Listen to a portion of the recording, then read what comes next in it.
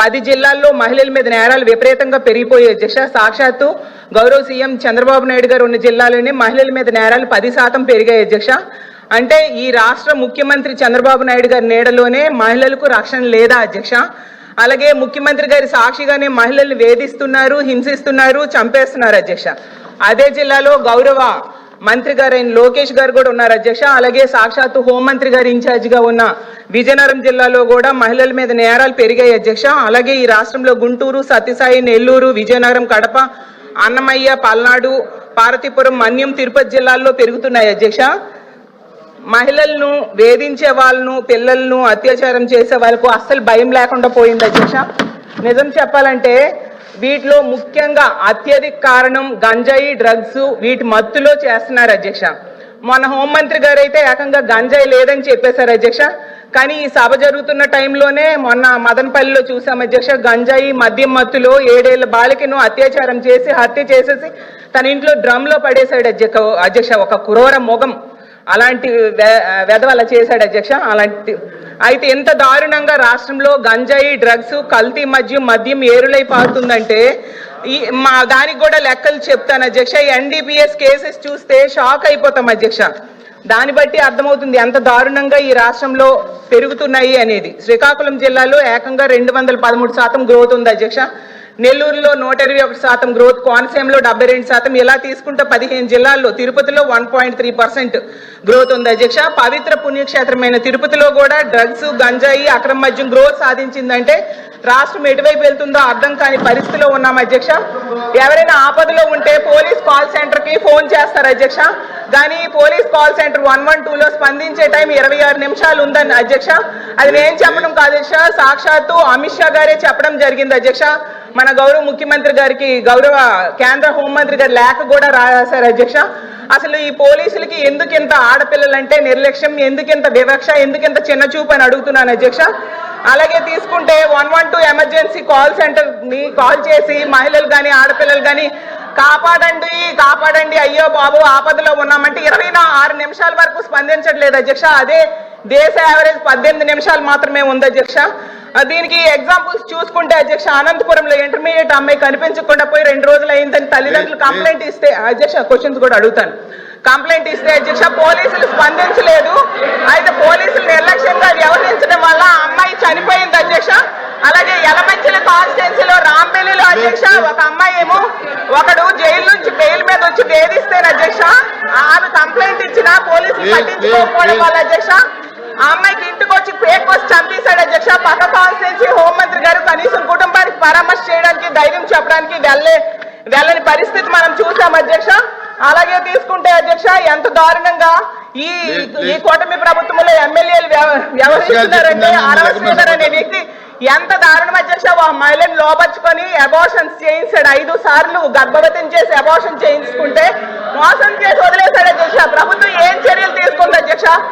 సాక్షాత్తు సీఎం గారికి, deputy CM గారికి, అలాగే ఎస్పీకి పోలీసులు కంప్లైంట్ ఇస్తే ఎవరు పట్టించుకోలేదు అధ్యక్ష. కానీ ఆవిడ మీడియా ముందుకు వచ్చి ఎన్హెచ్ఆర్సీ ఫిర్యాదు చేస్తే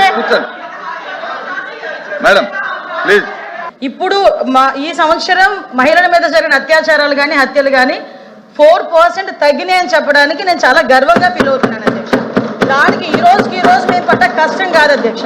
ఎన్డీఏ గవర్నమెంట్ వచ్చిన తర్వాత నుంచి కూడా ఇందాక ఏదైతే సభ్యురాలు గాంజా గురించి అదేవిధంగా డ్రగ్స్ గురించి మాట్లాడారో అదే గాంజా నిర్మూలన చేయాలి, డ్రగ్స్ని కంట్రోల్ చేయాలనే ఉద్దేశంతో ఇంకా మేము ఎవరూ కూడా అందులో మేము ఛార్జీలు తీసుకోకుండానే అప్పటి నుంచి కూడా స్టార్ట్ చేసి గాంజా నిర్మూలనకి ప్రత్యేకంగా ఈగల్ అని చెప్పి ఒక టాస్క్ ఫోర్స్ని ఏర్పాటు చేసి ఒక 5 స్థాయి వ్యక్తిని ఏర్పాటు చేసి ఈ రోజుకి మేము గాంజా లేదు అని చెప్పట్లేదు అధ్యక్ష, గాంజా కల్టివేషన్ 0 చేసామని చెప్పాం.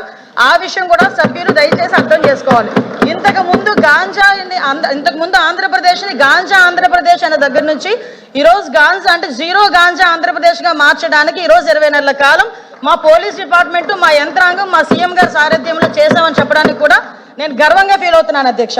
అదేవిధంగా మీ శక్తి యాప్ ఇంతకు ముందు దిశ యాప్ అని చెప్పి పెట్టి దిశ చట్టం అని చెప్పి సుమారుగా 5 సంవత్సరాలు కూడా మహిళలను మోసం చేయడమే కాకుండా ఆఖరికి కేంద్ర ప్రభుత్వాన్ని కూడా మోసం చేసే పరిస్థితి దగ్గర నుంచి ఈరోజు శక్తి యాప్ని మేము ఏర్పాటు చేసి ఆ శక్తి యాప్లో సుమారుగా 16 పారామీటర్స్ని ఏర్పాటు చేసుకుని దానికి సపరేట్గా ఉమెన్ అండ్ చైల్డ్ సేఫ్టీ వింగ్ని ఏర్పాటు చేసుకుని ఒక ఐజీ స్థాయి వ్యక్తిని దీనికి కూడా మేము ఏర్పాటు చేసుకుని వాళ్ళ ఒక ఆఫీసర్ని అలొకేట్ చేసి ఉమెన్ అండ్ చైల్డ్కి సంబంధించి సేఫ్టీ విషయంలో ప్రత్యేకంగా ఒక విభాగాన్ని ఏర్పాటు చేశాం.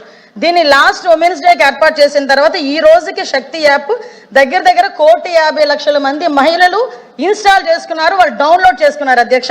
అంతేకాకుండా వీళ్ళకి సెపరేట్గా వాట్సాప్ ఒక నెంబర్ కూడా ఏర్పాటు చేశాం. 7993485111 అనే ఒక వాట్సాప్ నెంబర్ని కూడా ఏర్పాటు చేసి ఎవరైనా మహిళలకు ఎక్కడైనా ఏ ఆపద జరిగినా కూడా ఈ వాట్సాప్ నెంబర్కి జస్ట్ ఒక క్లిక్ చేస్తే చాలు, మాకు అందులోకి ఈ యాప్ని తీసుకుని యాప్లో కూడా జస్ట్ ఫోటో డౌన్లోడ్ చేసినా లేదా SOS చెప్పినా కూడా మేము చాలా క్లియర్గా చేస్తున్నాం. అదేవిధంగా 112కి సంబంధించి కూడా మేడం మాట్లాడారు. ఈ 112కి సంబంధించి కానీ ఈ శక్తి మొబైల్ రిజిస్ట్రేషన్స్ కానీ చూస్తే అధ్యక్ష దగ్గర డౌన్లోడ్ చేసుకున్నవి చెప్పాను అధ్యక్ష. SOS కాల్స్ దగ్గర 29,772 ఈ 1 yearలో మేము చెప్తుంది 8/3/2025 వరకు చెప్తున్నాం అధ్యక్ష. అదేవిధంగా 8/3/25 నుంచి చెప్తున్నాం అధ్యక్ష, అక్కడి నుంచి ఇప్పటి వరకు చెప్తున్నాం. యాక్షనబుల్ కాల్స్ 844 కాల్స్, అదేవిధంగా FIR రిజిస్టర్ అయినాయి కూడా 45 FIR రిజిస్టర్ అయినాయి. ఓపెన్ డ్రింక్స్ గురించి అదేవిధంగా వీటి గురించి మాట్లాడుతున్నారు, ఈవ్టీజింగ్ గురించి అధ్యక్ష. ఈ రోజు మేము ఉమెన్ మీద క్రైమ్ తగ్గించుకోగలుగుతున్నామంటే కేవలం సర్వేలెన్సెస్ పెంచుకున్నాం కాబట్టి అధ్యక్ష. ఎక్కడైనా ఈవినింగ్ అయ్యేసరికి స్కూల్ దగ్గర కాలేజీల దగ్గర డ్రోన్ ఎగురుతుంది, ఒక్కసారి ఎవరైనా సభ్యులు వచ్చి చూస్తే చూడమనొచ్చు అధ్యక్ష. ఎందుకంటే డ్రోన్ సర్వేలెన్స్ పెడుతున్నాం, CCTV సర్వేలెన్సెస్ పెడుతున్నాం ఎవ్రీవేర్.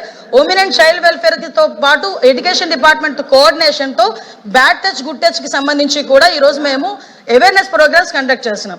ఇందాక సభ్యురాలు మదనపల్లి కేసు గురించి మాట్లాడారు అధ్యక్ష. మదనపల్లి కేసు నిజంగా చాలా దురదృష్టమైన సంఘటన. ఎందుకంటే అటువంటి పశువు లాంటి వ్యక్తులు ఈరోజు సమాజంలో కొంతమంది తిరుగుతున్న సందర్భాలని కూడా మనం చూస్తున్నాం అధ్యక్ష.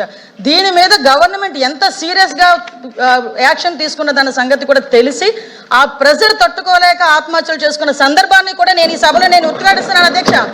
ఈరోజు ఎంత ప్రెజర్ ఆ రోజు ఆ నేరస్తుల మీద పెట్టకపోతే నేరస్తులు ఎందుకు ఆత్మహత్య చేసుకుంటాడు? ఇప్పుడు ఈ విషయాన్ని కూడా నేను సభలో చెప్పాలి. ఎందుకనంటే ఈరోజు మేము తీసుకుంటున్న చర్యలు అధ్యక్ష, ఈరోజు high priority women security, high priority child security. POCSO కేసుల్లో ఈరోజు నేను చెప్తాను అధ్యక్ష, 3 నెలల కాలంలోనే శిక్ష పడిన సందర్భాలు కూడా ఉన్నాయి. కన్విక్షన్ రేటు కూడా 50% పెంచుకున్నాం అధ్యక్ష. ఈరోజు 506 మందికి కన్విక్షన్ పడితే అందువల్ల 9 మందికి మరణ శిక్షలు విధించాం అధ్యక్ష, అందరూ మరణ విధించబడ్డాయి అధ్యక్ష. అదేవిధంగా 169 మందికి లైఫ్ పడింది అధ్యక్ష. ఈరోజు కన్విక్షన్ రేట్లు పెరిగినాయి. పోక్సో కేసుల్లోని ఈరోజు మేము స్పీడ్ పెంచుకున్నాము. కనీసం రిమాండ్ నుంచి బెయిల్ రాకముందే శిక్ష పడే సందర్భాన్ని కూడా ఈరోజు మేము ఎస్టాబ్లిష్ చేసుకున్నాం. దానికి ఈరోజు మనందరం కూడా గర్వపడాలి. ఈరోజు మీరందరూ కూడా సపోర్ట్ చేయాలి. నెక్స్ట్ ఇంకొక మాట అన్నారు అధ్యక్ష, NDPS కేసులు పెరుగుతున్నాయి. పెరుగుతున్నాయి. ఎందుకు పెరుగుతున్నాయి? మేము ఈరోజు కేసులు బుక్ చేస్తున్నాం. ఇంతకు ముందులా దాచుకొని మేము కూర్చోలేము. సరఫరాలకు మేము సపోర్ట్ చేయలే. ఈరోజు ఎక్కడైనా ట్రాన్స్ఫర్ జరిగింది అనుకుంటే మేము ఇక్కడ కూర్చొని అరెస్టులు చేస్తున్నాం కాబట్టి NDPS కేసులు పెరిగినాయి. మేము గర్వంగా చెప్తున్నాం మేము NDPS కేసులు పెంచామని. ఎందుకంటే ఇప్పుడు వరకు జీరో కల్టివేషన్ ఒరిస్సా నుంచి, అదేవిధంగా ఒకటే అడుగుతున్నాను అధ్యక్ష, సభలో అందరూ కూడా ఈరోజు గాంజా విషయంలో కానీ అందరం కూడా ఇబ్బంది పడే వాళ్ళమే, ఆడపిల్ల తల్లిదండ్రులమే. ఈరోజు గాంజాని అరికట్టే బాధ్యత ఇక్కడ ఉన్న ప్రతి సభ్యుల మీద కూడా ఉంది. ఈరోజు ఆ విషయంలో నేను లాస్ట్ 5 సంవత్సరాలు గుండెల మీద చేసుకోమని చెప్పి అడగండి. ఎక్కడైనా ఇంటర్ స్టేట్కి సంబంధించి ఒక మీటింగ్ ఏర్పాటు చేశాడు ఆ సీఎం, అప్పుడు ఎక్స్ సీఎం జగన్మోహన్ రెడ్డి గారు. అదేవిధంగా హోమ్ డిపార్ట్మెంట్ మీద గాంజా గురించి ఎక్కడైనా మాట్లాడడం జరిగిందా?